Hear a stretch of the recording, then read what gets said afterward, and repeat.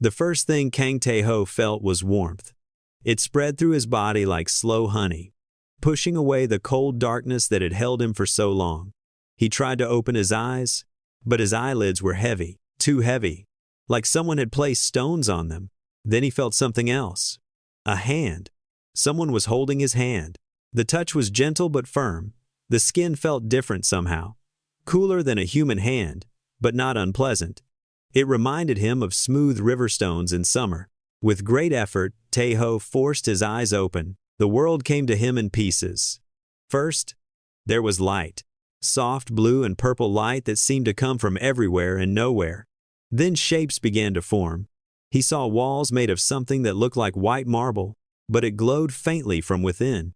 Strange plants grew from elegant pots, their leaves producing gentle light like living lamps. And then he saw her. A woman leaned over him. Her skin was the color of a clear afternoon sky. Deep blue, smooth, and flawless. Her eyes were large and silver, like two moons looking down at him. Long white hair fell around her face like a waterfall of snow. She was beautiful in a way that did not belong to Earth. She was crying. Silver tears rolled down her blue cheeks as she held his hand tighter. Her lips trembled as she spoke. "I thought you perished," she whispered. "We all did." Tae-ho tried to speak, but his throat was dry and broken. Only a rough sound came out. The woman quickly reached for something beside the bed. She brought a small cup to his lips. The liquid inside was sweet and cool. It soothed his throat immediately. "Do not try to talk yet," she said. "Your body has been through terrible things. Rest now." But Tae-ho could not rest. His mind was waking up, and with it came confusion. Where was he? Who was this woman? And why did she look at him like he was a ghost returned from the dead? He looked around the room again. Everything was alien. The furniture curved in ways human furniture never did. The ceiling was high and dome-shaped, covered in patterns that seemed to move when he was not looking directly at them. Through a large window, he could see a sky that was not Earth's sky. It was pale lavender, with two small suns setting in the distance. This was not home. Memories began to return, but they came in broken pieces. He remembered a ship, the horizon's edge. He remembered alarms screaming and fire everywhere. He remembered people running to escape pods while he stayed at the controls. Someone had to keep the ship steady. Someone had to give them time. Then there was an explosion. Pain. Cold. Nothing. How long? Tae-ho managed to whisper. The blue woman understood his question. 3 months, she said softly. You have been sleeping for 3 months. 3 months. The words hit him like a punch to the chest. 3 months of his life, gone. 3 months while the war continued. While people fought and died and the galaxy burned. The others, he said, the escape pods. Did they? They survived, she said quickly. Because of you. 217 people reached safety because you held the ship together long enough for them to escape. Relief washed over him. It was worth it then. The pain, the sacrifice, the darkness. It was worth it. The woman squeezed his hand. I am Vela, she said. Queen of the Alari Empire. Do you remember me, Tae-ho? Queen Vela. Yes, he remembered now. The memories were still foggy, but her face was familiar. He had met her before. Months ago, during a different battle. He had saved her ship, and she had saved his life in return. They had worked together after that, building the alliance between humans and her people. I remember, he said. Vela smiled through her tears. It was a sad smile, full of pain and relief mixed together. When we found your body in the wreckage, my physicians said you were dead. No heartbeat, no brain activity. They wanted to prepare you for burial according to your Earth customs. She paused, and her silver eyes grew intense. But I refused. Something told me to wait. And 3 days later, your heart started beating again. On its own. My doctors could not explain it. They said it was impossible. No species they knew could survive what you survived. Tae-ho did not know what to say. He did not understand it himself. He should be dead. He knew that. The explosion alone should have killed him instantly. And yet, here he was. Breathing, thinking, alive. Humans are strange, Vela said, almost to herself. Your bodies break so easily, and yet you refuse to stay broken. It is like you have made an agreement with death itself. You will visit, but you will never stay. She stood up slowly, releasing his hand. Taeho immediately missed the contact.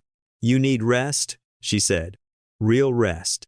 Your body has healed, but your mind needs time to recover. Sleep now.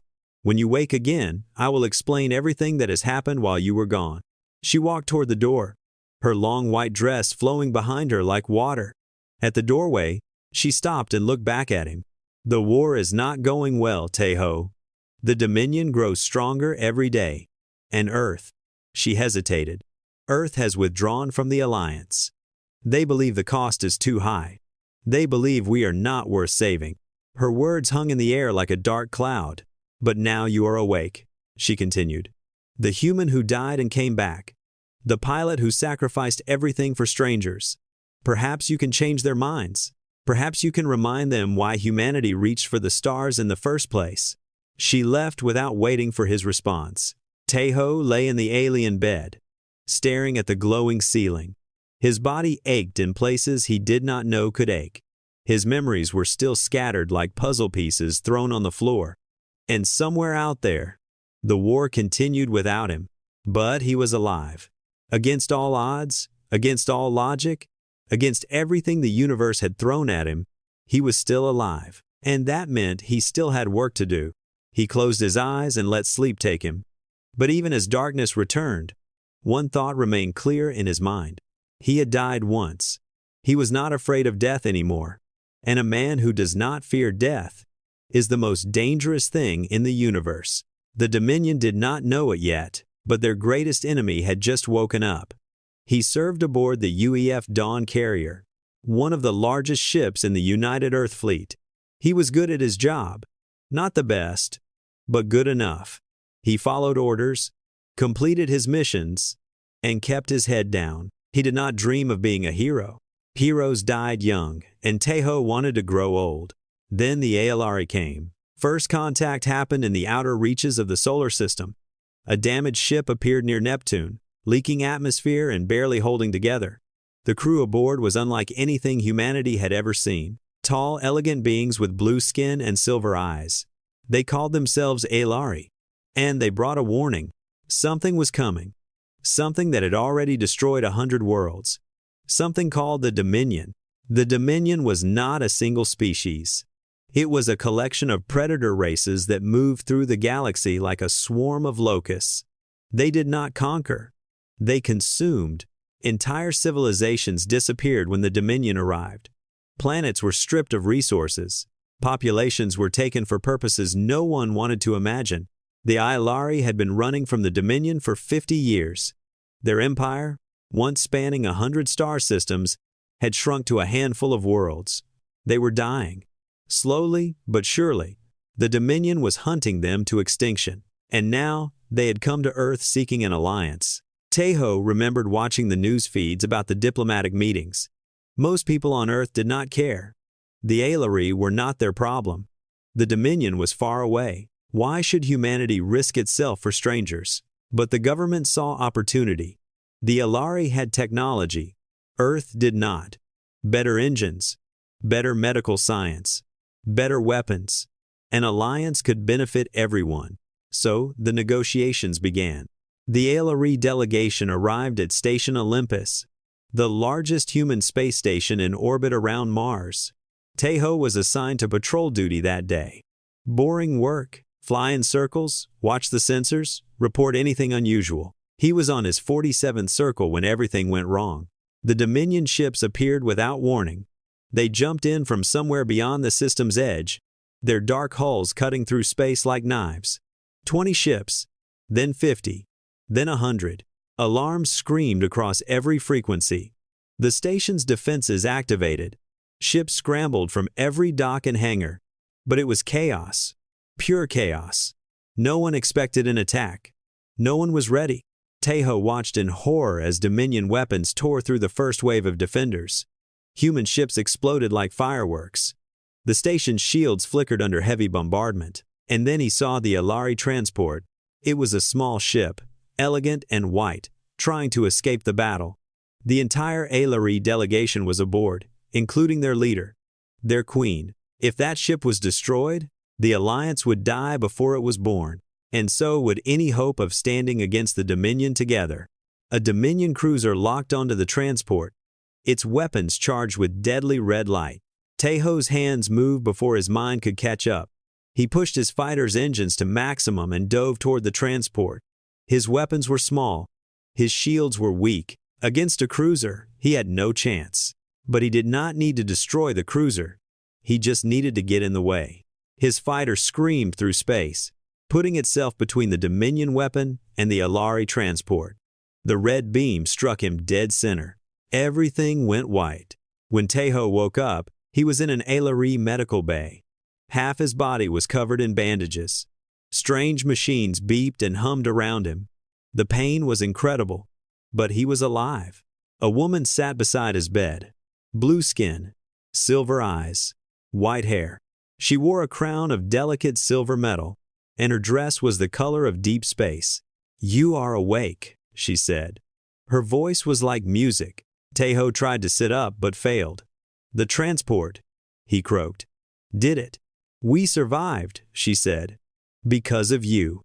The cruiser's weapon destroyed your ship, but by then, we had escaped its range. Your sacrifice saved us."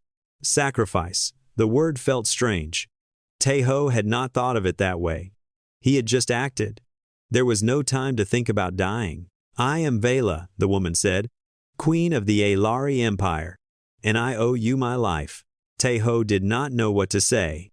He was a nobody, a patrol pilot from a planet these aliens had never heard of until recently, and now he was lying in their medical bay, being thanked by their queen. "Why did you do it?" Vela asked. Her silver eyes searched his face. "You did not know us. We are strangers to your species. Our survival means nothing to your world. And yet you threw yourself into death for us. Why?" It was a good question. Taeho thought about it for a long moment. "Because it was the right thing to do," he finally said. Vela stared at him. For a moment, she seemed confused, like she had expected a different answer. A political answer. A strategic answer. Something about alliances and benefits and mutual cooperation. But Taeho had none of that. He was not a diplomat. He was just a pilot who saw people in danger and decided to help. "The right thing to do," Vela repeated slowly. "Your species confuses me, Kang Taeho. You are so young, so fragile. Your bodies break easily, and your lives are so short. And yet you do things that older, stronger, wiser species would never dream of doing." She stood up and looked at him with something new in her eyes. Respect, perhaps, or wonder. "My advisors told me that humans were primitive newcomers. They said your species was too young to be useful in the war against the Dominion. But I think they were wrong." She touched his hand gently. "I think humanity might be exactly what this galaxy needs." The battle at Station Olympus changed everything. The Dominion was driven back, but more importantly, the Human-Alari Alliance was born. Both species had bled together. Both had lost ships and people, but they had also won together. In the months that followed, Taeho was promoted. He became a liaison officer, working directly with the Alari military. He spent long hours with Queen Vela, planning strategies and sharing information between their peoples. They talked about war, but they also talked about other things. Their homes, their families, their dreams. Taeho learned that Vela was over 400 years old, ancient by human standards, but still considered young for an Alari queen.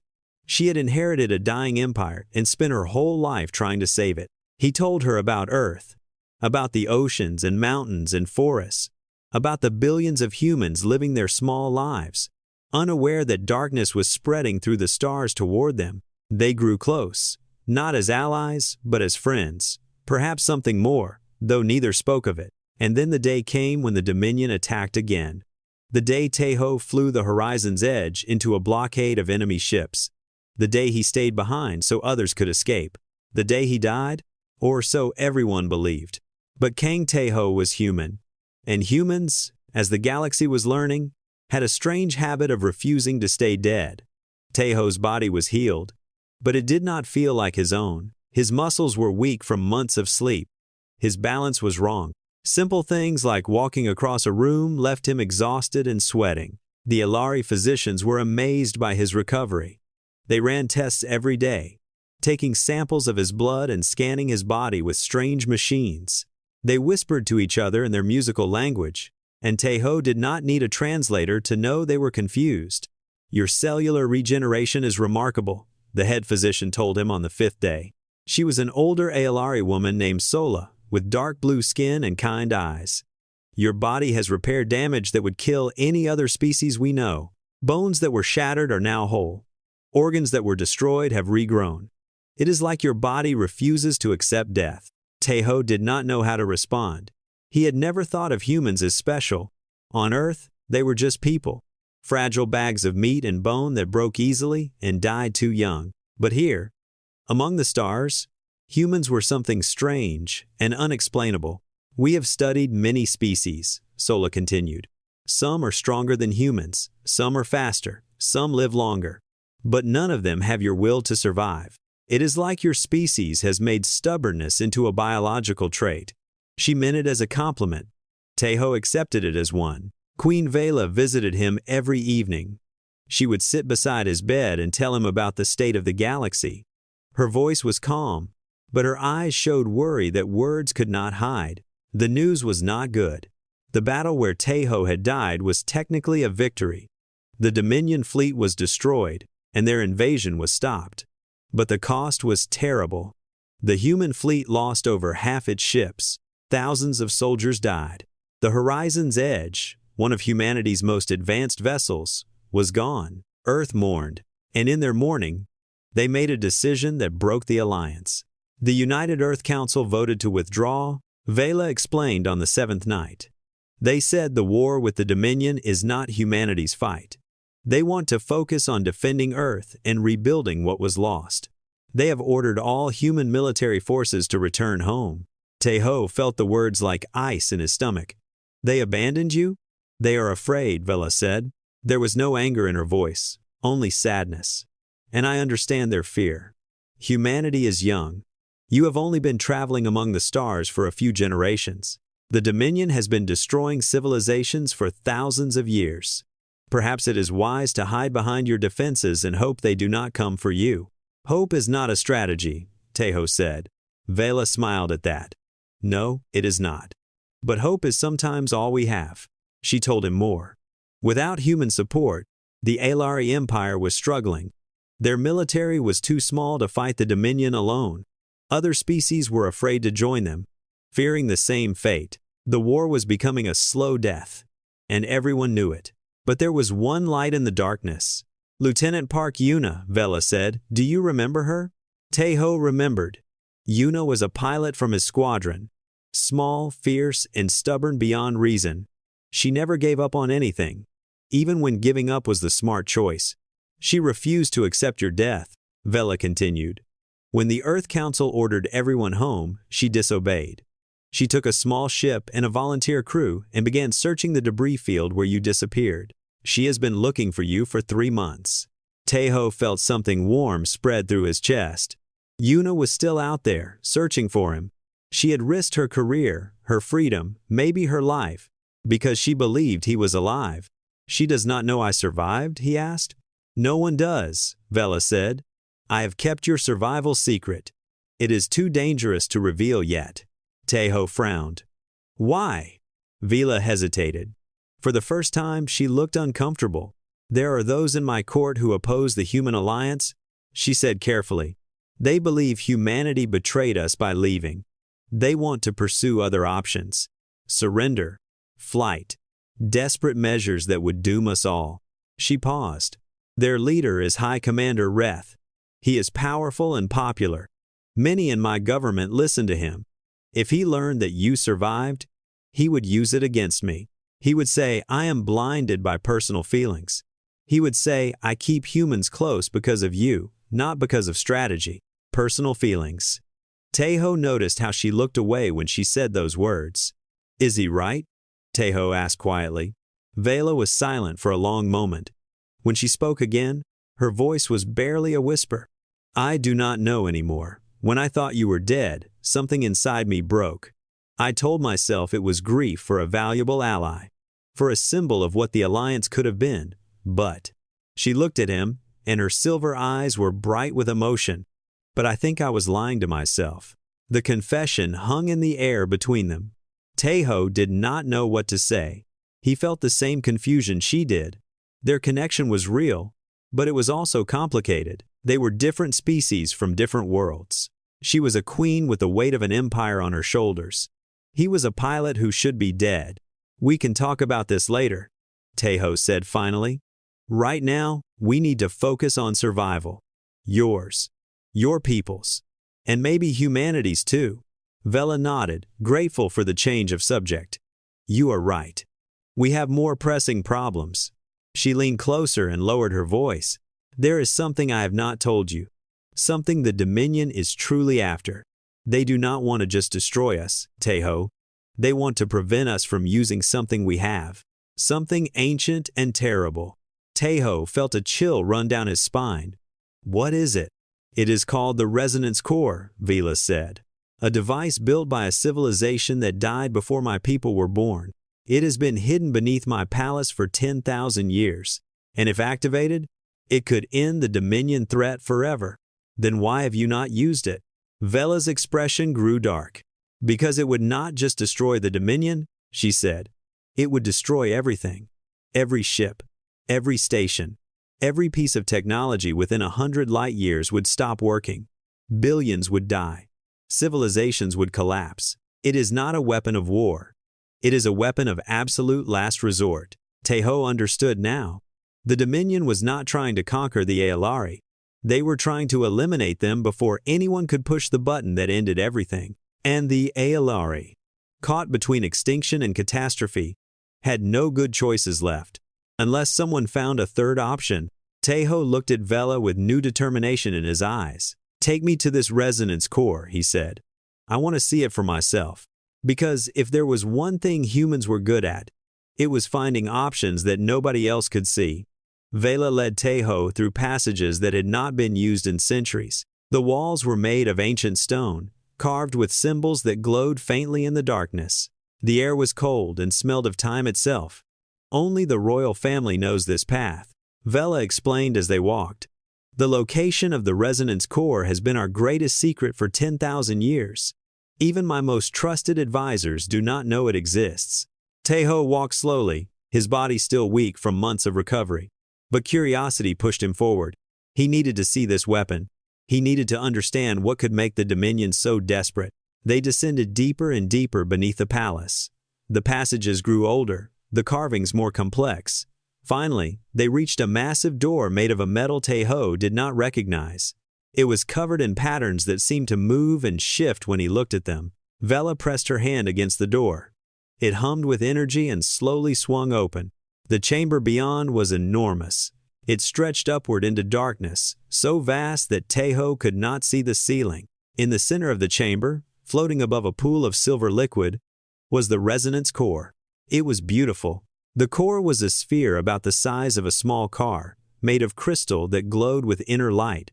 Colors moved through it constantly, swirling and changing like a living rainbow. Even from this distance, Taeho could feel energy radiating from it. It pressed against his skin like a warm breeze. The builders called themselves the architects, Vela said quietly. They existed before any species we know. They built wonders that we still cannot understand. And then they disappeared. No one knows why or how. She walked closer to the core, and Taeho followed. This device was their last gift to the galaxy, or perhaps their curse. When activated, it sends out a wave of energy that disrupts all electrical and quantum systems. Machines stop working, computers die, weapons become useless. Everything returns to zero. Taeho stared at the glowing sphere. Everything within 100 light years? You said? At minimum. The architect's records suggest the true range could be much greater. We have never tested it. We would never survive to see the results. The weight of what he was looking at finally hit Taeho.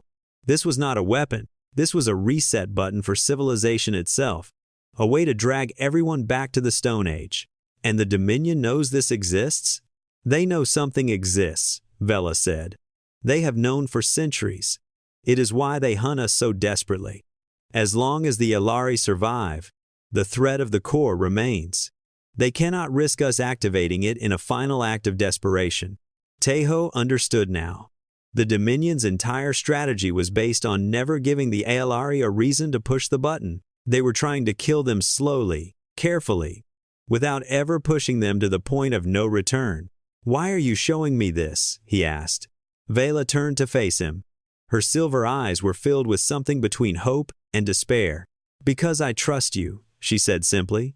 "And because I need someone to help me find another way. I do not want to use this weapon, Teho. If I activate it, I save my people but doom countless others. Billions of innocents across hundreds of worlds would die. I would become the greatest mass murderer in galactic history." Her voice cracked. "But if the alternative is watching my people be erased from existence, what choice do I have?" Teho reached out and took her hand. It was the first time he had touched her since waking up. Her skin was cool and smooth, and he felt her trembling. "There is always another choice," he said. "We just have to find it." They returned to the surface as the twin suns were rising. Teho was exhausted, but his mind was racing. There had to be a way. Some strategy the Dominion did not expect. Some human trick that could change the equation. But before he could think further, chaos erupted. Alarms blared throughout the palace. Guards ran through the corridors, their weapons drawn. Vela grabbed a passing officer and demanded answers. "Your Majesty," the officer gasped. "High Commander Reth has called an emergency session of the Council. He demands your presence. He says he has evidence of treason." Vela's expression hardened. "Treason? Against whom?" "Against you, Your Majesty. He says you have been hiding something that threatens the Empire." They moved quickly through the palace to the great council chamber. It was a circular room with seats rising in tiers around a central platform. Every seat was filled with Alari nobles and officials. At the center of the platform stood High Commander Reth. He was tall, even for an Alari. His skin was a darker blue than Vela's, almost purple, and his silver eyes were cold and calculating. He wore military armor decorated with medals and honors. Everything about him spoke of power and ambition. "Ah, Your Majesty," Reth said as Vela entered. "How kind of you to join us. You dare summon me like a servant?" Vela's voice was ice. "You forget your place, Commander." "I forget nothing," Reth replied. "But you seem to have forgotten your duty. Your duty to your people. Your duty to seek victory, not chase doomed alliances with primitive species." He gestured to the council. "I have discovered that our queen has been hiding something from us. Something she values more than her own empire." He pointed directly at Teho. "A human. Alive and well.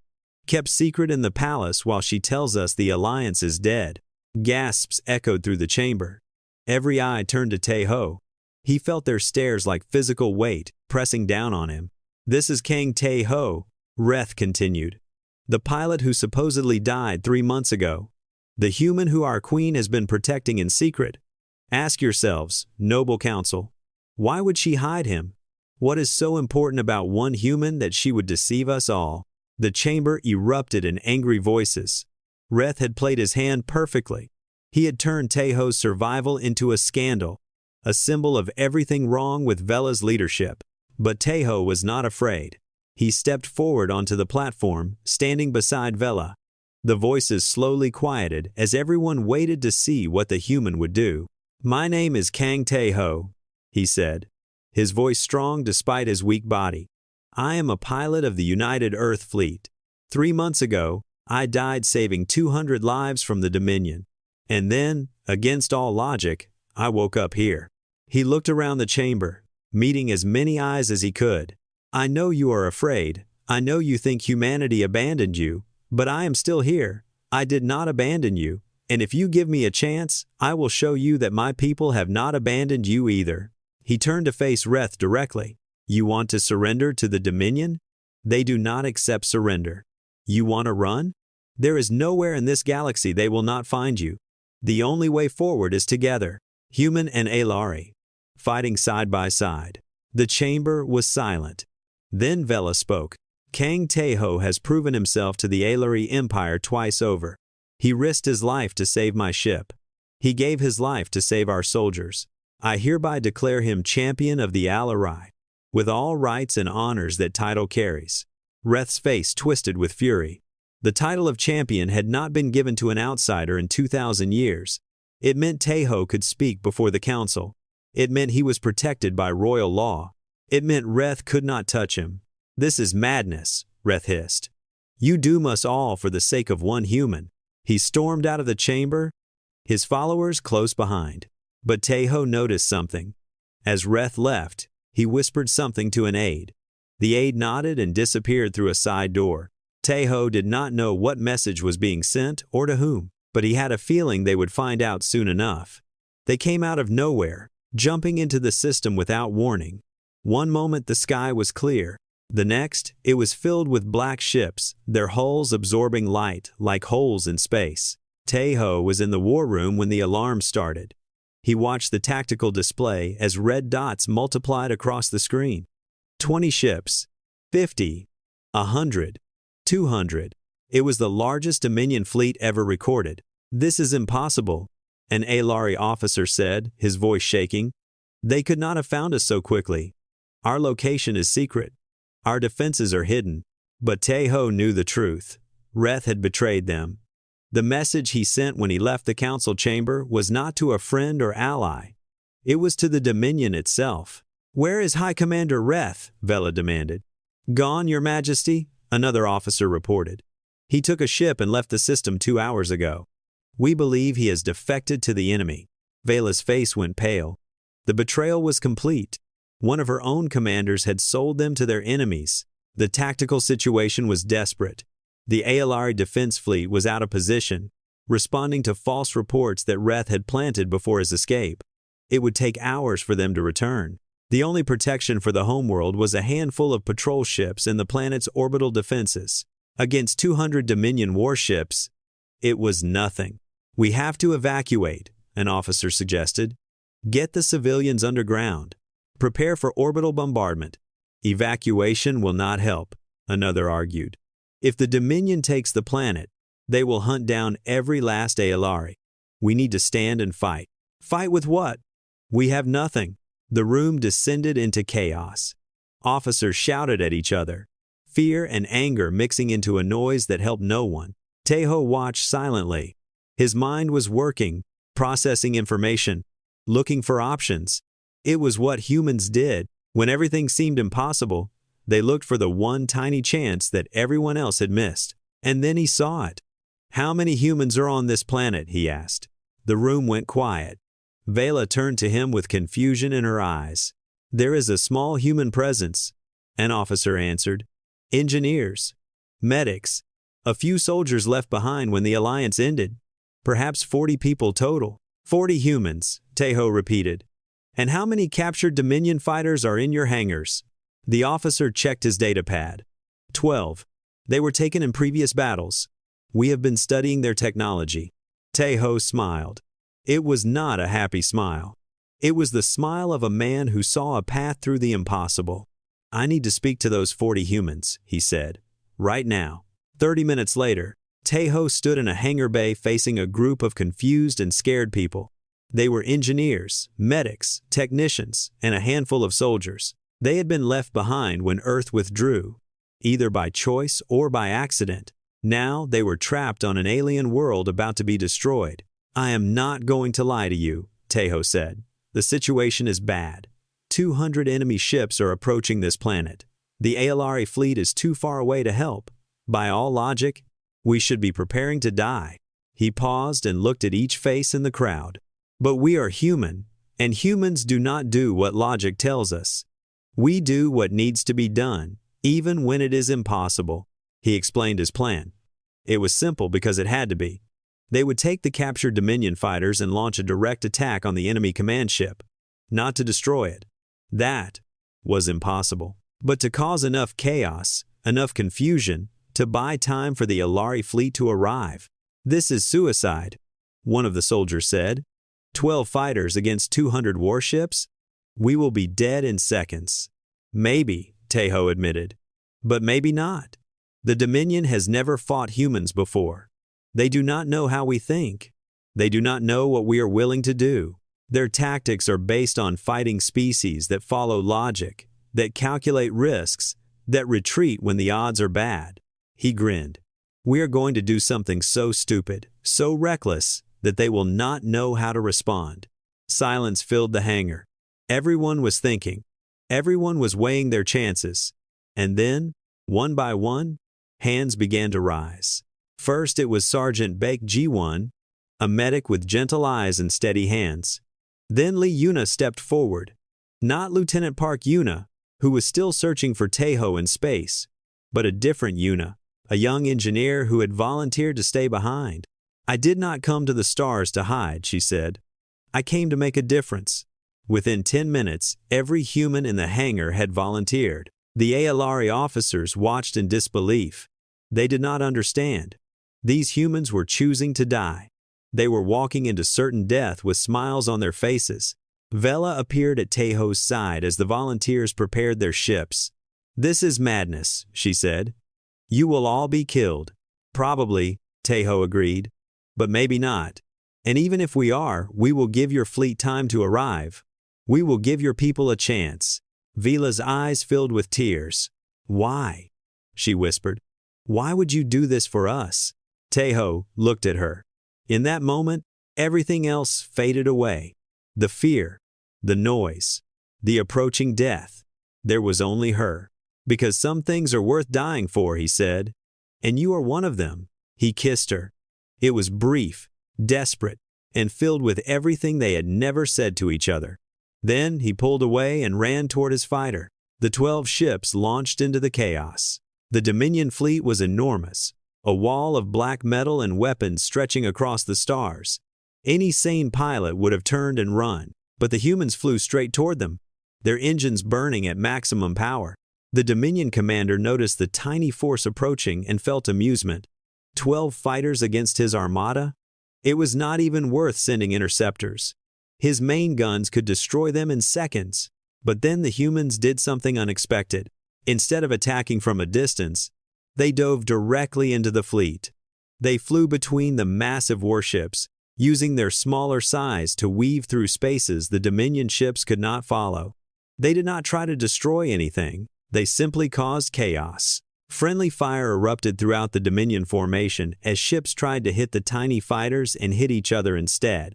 Communication channels filled with confused orders and conflicting reports. The neat, organized fleet began to break apart as ships moved to avoid collisions. And at the center of the chaos, Kang Tae-ho flew straight toward the command ship. He dodged weapons fire by pure instinct, his hands moving faster than thought.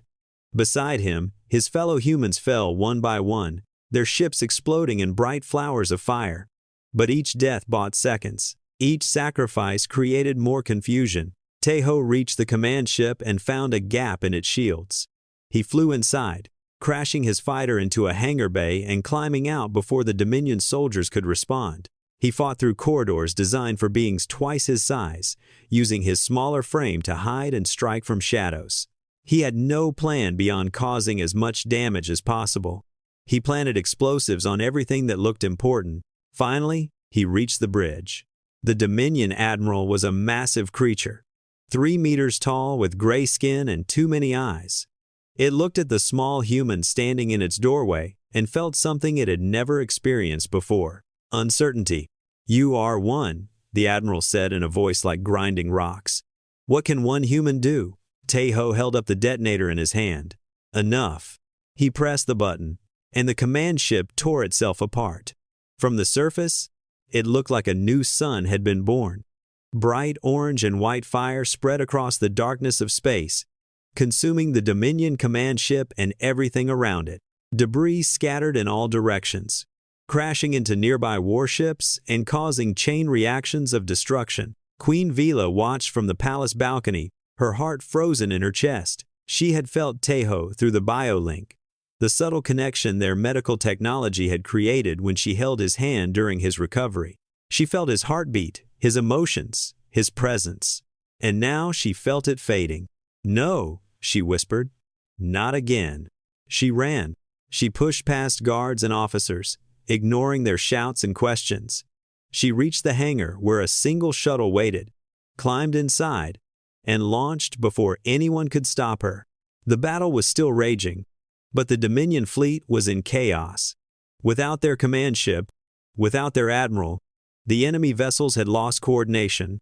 They fired wildly, sometimes at the remaining human fighters, sometimes at each other.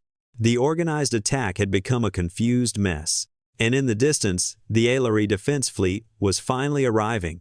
Lieutenant Park Yuna led the first wave. She had received the emergency signal hours ago and pushed her engines beyond their limits to reach the homeworld in time. Now she dove into the battle with fury in her heart, her weapons cutting through Dominion fighters like a knife through paper. All units, focus fire on the damaged vessels, she commanded through the radio. Drive them back. Do not let them regroup. The Aelari ships followed her lead. They had never fought alongside humans before, not directly, but watching this small woman tear through enemy formations with impossible skill, they understood why their queen valued this alliance so much. Humans did not fight like other species. They did not calculate. They did not hesitate. They simply attacked, again and again, until either they or their enemies were destroyed. Meanwhile, Vela flew her shuttle into the debris field where the command ship had been. Her sensors were overwhelmed by radiation and wreckage. She could not find Teho's signal anymore, but she refused to leave. "Come on," she muttered, scanning the chaos. "You survived before. You can survive again. Show me you are alive." Minutes passed. The battle continued around her, but she barely noticed. All her attention was focused on finding one small human body floating in the endless dark. And then she saw him. His figure was barely visible among the twisted metal and burning fragments. He was drifting slowly, his arms spread wide, his body still. If not for the faint heat signature her sensors detected, she would have thought he was dead. Vela guided her shuttle close and opened the emergency airlock. She pulled Teho inside with her own hands, not waiting for the automated systems. His suit was torn, his face covered in blood, and his breathing was so shallow she could barely detect it. But he was breathing. She activated the shuttle's medical systems and began emergency treatment. The machines beeped and whirred, injecting medications and sealing wounds. But the damage was severe. Burns covered most of his body. Several bones were broken. His internal organs were failing. "Stay with me," Vela begged, holding his hand as she had done before. "You cannot die now. You have to stay with me." The shuttle flew back toward the surface as the battle turned in the Aelari's favor. The Dominion fleet, leaderless and damaged, began to retreat. Ships jumped away one by one, fleeing back to whatever dark corner of the galaxy they had come from. By the time the last enemy vessel disappeared, it was over. The Aelari had won.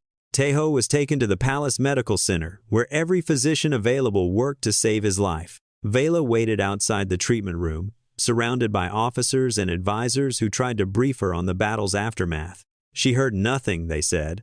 All she could think about was the man on the other side of that door. Lieutenant Park Yuna arrived an hour later, still wearing her flight suit, still covered in the sweat of battle. She had heard the news. The pilot she had spent 3 months searching for was found, alive, but maybe not for long. She sat beside Vela without speaking. There was nothing to say. They were two women from different worlds, waiting to see if the man they both cared about would live. Sergeant Baek Ji-won, the medic who had volunteered for the suicide mission, was one of the few humans who survived. He stumbled into the waiting area with bandages on his arms and a tired smile on his face. They said he should be dead, Ji-won told them. They said no human could survive that explosion. No human could survive the vacuum exposure. No human could survive the burns and the broken bones and the organ damage. He laughed softly. But they do not understand humans. We have survived worse. Our history is filled with people who should have died and did not. We fall from impossible heights and walk away. We freeze in ice for hours and wake up alive. We take wounds that would kill any other creature, and we keep fighting. He looked at Vela with exhausted but hopeful eyes. We are not special because we are strong. We are special because we do not know when to quit. The hours passed slowly. Teho's condition stabilized, then worsened, then stabilized again. The Alari physicians worked alongside human medics, combining their knowledge and technology in ways that had never been tried before. Finally, after 17 hours, the chief physician emerged from the treatment room. "He will live," she announced. Vela collapsed into her chair, tears streaming down her face. Yuna closed her eyes and whispered a prayer of thanks. G1 simply nodded, as if he had never doubted the outcome. Later, after the celebrations and the announcements and the endless questions from reporters and officials, Vela was finally allowed to see him. Taeho lay in a bed surrounded by machines. His body was covered in healing bandages and his face was pale, but his eyes were open. And when he saw her, he smiled. "We won?" he asked. His voice was weak, barely a whisper. "We won," Vela confirmed. "The Dominion is gone. Their fleet is destroyed. Their admiral is dead. You did it, Taeho. You saved us all." He tried to laugh but ended up coughing instead. "I just pushed a button. The other humans, they did the hard part." Vela sat beside him and took his hand. It was becoming their ritual now. Every time he was injured, every time he almost died, she was there holding his hand. "High Commander Reth was captured trying to flee the system," she told him. "He will face trial for treason. His supporters have scattered. The opposition to the alliance has collapsed." "And Earth?" Vela smiled. "Word of what you did has spread. The United Earth Council has agreed to reopen negotiations. They saw the footage of 40 humans taking on 200 ships. They saw you destroy the command vessel with your bare hands. They are calling you the Ghost of Alaris now."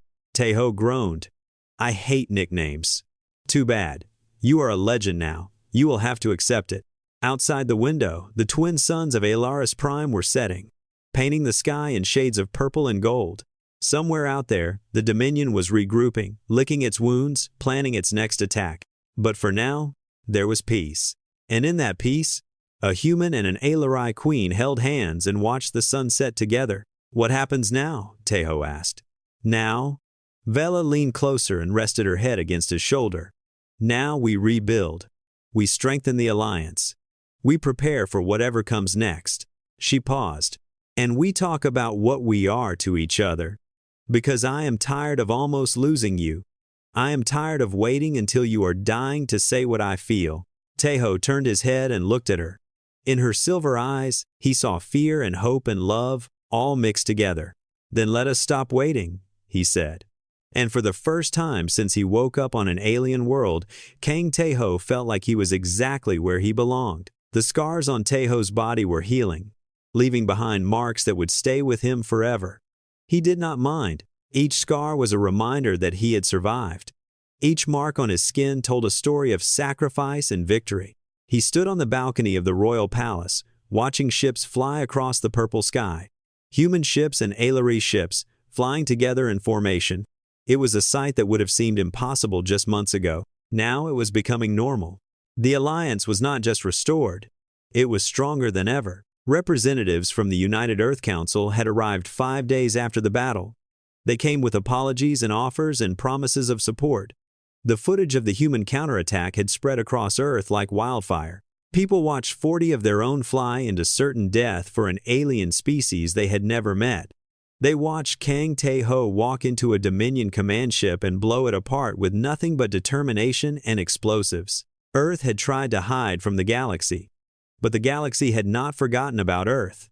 And now, finally, humanity was ready to take its place among the stars. Lieutenant Park Yuna found Taeho on the balcony. She was wearing civilian clothes for the first time since he had known her. Without her flight suit and military jacket, she looked younger, more relaxed. "They offered me a promotion," she said, leaning against the railing beside him. "Admiral Park Yuna. Can you imagine?" "You deserve it," Taeho replied. Yuna shook her head. "I told them no. I did not spend 3 months searching for you just to sit behind a desk pushing papers. I want to stay in the field. I want to fly." She glanced at him with a small smile.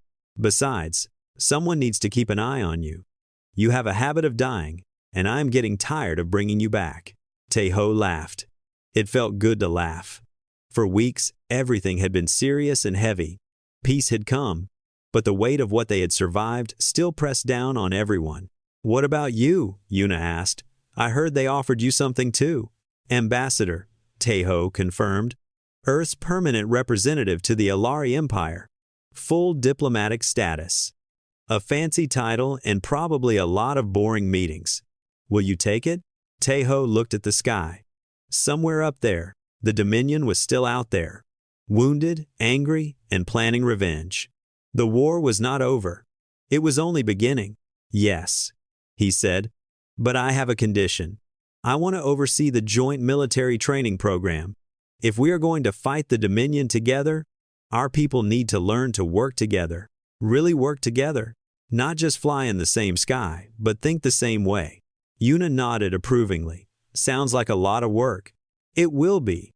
But it is important. The Dominion lost this battle because they did not understand humans. They thought we would act logically, calculatingly. They did not expect us to throw ourselves into death without hesitation." He turned to face her. "Other species will learn from this. The Dominion will adapt. The next time they face humans, they will be ready for our tricks. We need to stay ahead of them. We need to keep finding new ways to be unpredictable." Yuna smiled. "The human way. The human way," Taeho agreed. That evening, there was a ceremony in the great hall of the palace. Representatives from both species gathered to witness the formal renewal of the Human-Alari Alliance. Treaties were signed, speeches were given, promises were made. Taeho stood beside Queen Vela throughout the ceremony. They did not touch, did not show any sign of their personal feelings. This was a political event, and they both knew how to behave in public. But when the ceremony ended and the guests departed, Vela took Taeho's hand and led him to a private garden behind the palace. The twin moons were rising, casting silver light across flowers that glowed softly in the darkness. "In my culture," Vela said quietly, "there is a concept called soul binding. When someone saves your life twice, they become part of your soul, connected forever, across any distance, through any separation." She turned to face him. "You have saved me more than twice, Taeho. You have saved my people, my world, my hope. By our traditions, you are already bound to me. But traditions are not enough." She took a deep breath. "I do not know what humans call this feeling. This need to be near someone. This fear of losing them. This joy when they are safe and this pain when they are hurt." Taeho stepped closer to her. In the moonlight, her blue skin seemed to glow, and her silver eyes were bright with emotion. "We call it love," he said simply. Vela nodded slowly. "Love. It is a small word for such a large feeling. The biggest feelings always have small words. Love, hope, fear, joy.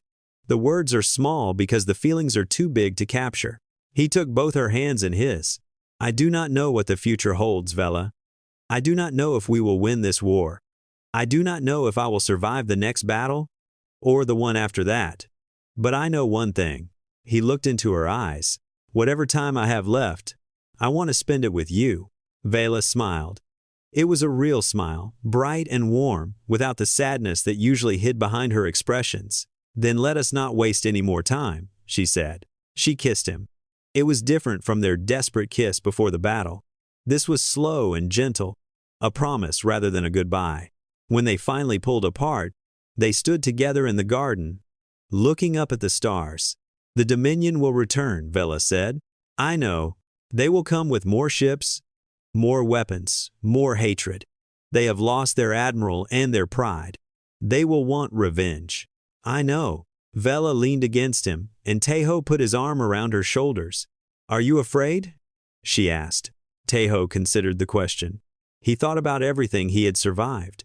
The explosion on the horizon's edge, the months of death-like sleep, the battle against impossible odds. He should be afraid. Any sane person would be. "No," he said finally. "I am not afraid." "Why not?" He smiled. "Because I have seen what one human can do against impossible odds. And there are 8 billion more of us.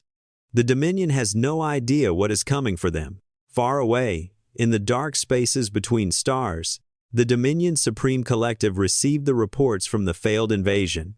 They watched the footage again and again, 12 human fighters destroying their carefully planned attack. One human boarding their command ship and killing their admiral with nothing but explosives and determination. The collective had conquered 1,000 worlds. They had erased civilizations that had existed for millions of years. They feared nothing. But these humans were different. Begin deep analysis of the human species, the Supreme ordered. Full psychological profiles, historical records, biological capabilities. I want to understand what we are dealing with. Should we quarantine their system? An advisor asked.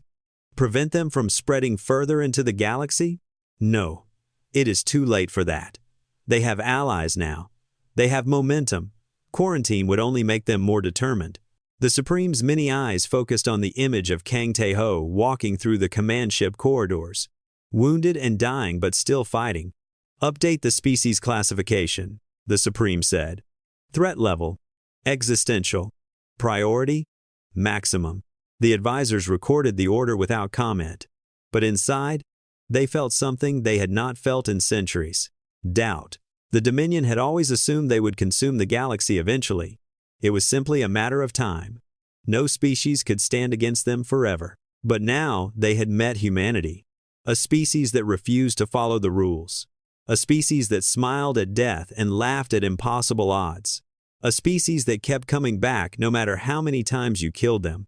For the first time in their long and bloody history, the Dominion Collective wondered if they had finally found an enemy they could not defeat. And somewhere on Ailaris Prime, a human and an Ailerai queen watched the sunrise together, ready to face whatever the future might bring.